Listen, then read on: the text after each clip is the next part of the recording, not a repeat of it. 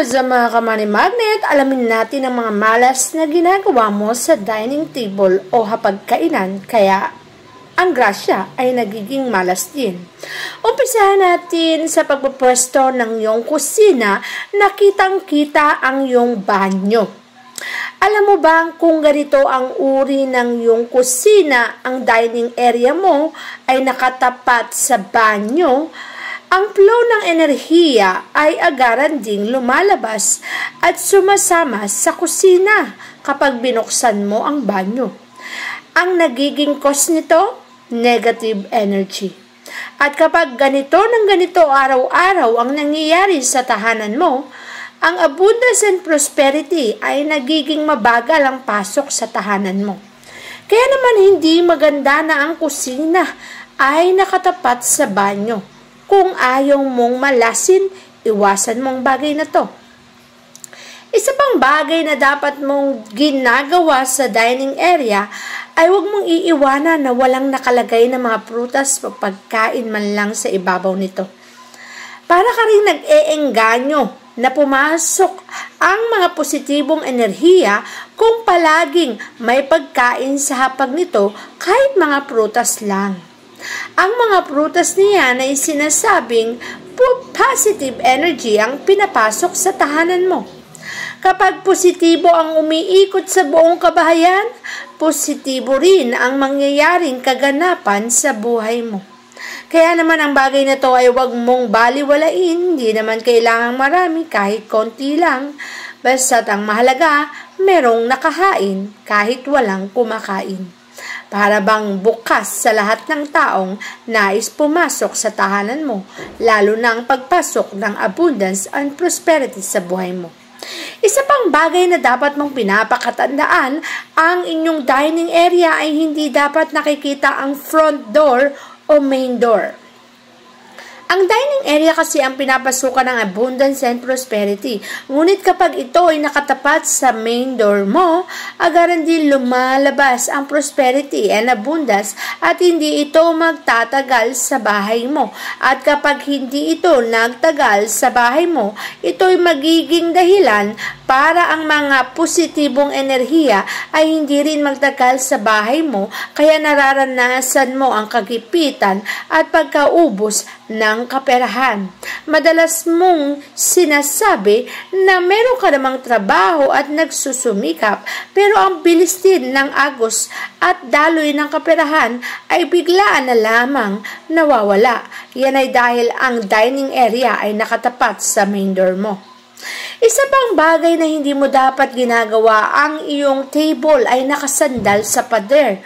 Para bagang sinasabi mo ang flow ng energy ay mag-i-stop na lamang sa magkabilang gilid at hindi na to iikot sa buong kabahayan mo.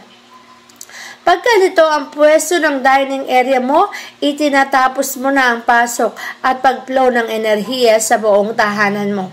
At kapag ganito ang nangyari, ang magiging cause nito ay pagbagal ng daloy ng enerhiya o hindi pagpasok nito sa tahanan mo. At kapag hindi dumadaloy ang positibong enerhiya, abundance and prosperity sa tahanan mo, hindi rin dadaloy ang grasya sa buhay mo. At kapag hindi dumaloy ang grasya, madalas mong nararanasan ang kagipitan, kagutuman, kahirapan sa buhay mo.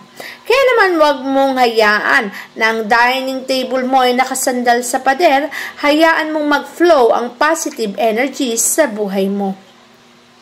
Isa pa ang bagay na dapat mong tatandaan sa dining area na kinakainan natin ay ang pagpili ng mga mesa.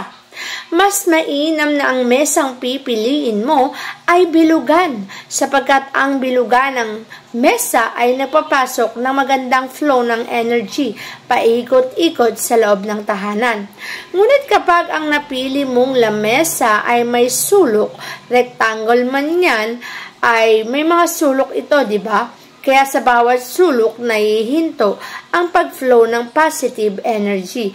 At kapag huminto ang pag-flow ng positive energy, hihinto rin ang pasok ng blessings sa buhay mo. At kapag huminto ang pasok ng blessings sa buhay mo, ang grasya ay hindi na magtutuloy-tuloy sa tahanan mo. At ito ang magiging cause ng paghihirap mo. Isa pang bagay na dapat mong pakakatandaan ay ang pwesto ng dining area ay hindi rin dapat nakatapat sa backdoor mo o kahit anong kusina. Tandaan mo na ang mga lamesang yan ay pinagkakainan natin. Dito natin inilalagay and prosperity and abundance sa buhay natin. Kung may nakatapat na pintuan ay agaran ding lalabas ang mga ito. Kaya sa kahit anong paraan, lagyan mo ng kortina ang pintuan na yan at huwag mong hayaang laging bukas kung nakatapat ito sa dining area mo. At kung kaya mo namang maiwasan ay mas mainam na hindi na ito nakatapat sa dining area mo para maiwasan mo rin ang maaaring maidulot nitong kahihiyan at pagkahirap sa buhay mo. Ayaw naman natin na dadanasin mo ang kahirapan at pagkaubos ng kaperahan. Isa pang bagay na dapat mong tatandaan ay ang pagpili ng lamesa. Huwag na huwag kang pipili ng mga lamesang glass o babasagin. Magiging marupok lamang ang buhay mo kapag ganito ang klase ng lamesang meron ka. Magiging mabagal din ang pag-ikot at daloy ng kaswertihan. Ramdam mo na kahit anong pagsusumikap ang iyong gawin, agaran din naman na uubusan ang blessing. At parang ang bigat-bigat ng daloy ng kaswertihan sa iyo. Ang hindi mo alam, ang lamesa mo ay babasagin na nag-iengganyo ng daloy ng negatibong enerhiya sa loob ng tahanan hanggang sa maramdaman mo na lamang ang hirap ng buhay, pagkaubos ng kaperahan at mararamdaman mo ang pagkasaid ng mga bagay na dapat ay meron sa buhay mo. Kaya dapat iwasan ang bagay nito para maiwasan mo rin ang kahirapan. Isa pang bagay na dapat iniiwasan mong mabuti ay ang pagpapatong ng barya o kaperahan sa lamesa. Hindi mo dapat ginagawa ang bagay na to dahil isa ito sa pinakamalas na pwede mong gawin. Ang mga pera na yan ay hindi nauugnay sa dining table o dining area. Ilagay mo yan sa lalagyanan na hindi maipapatong sa lamesa.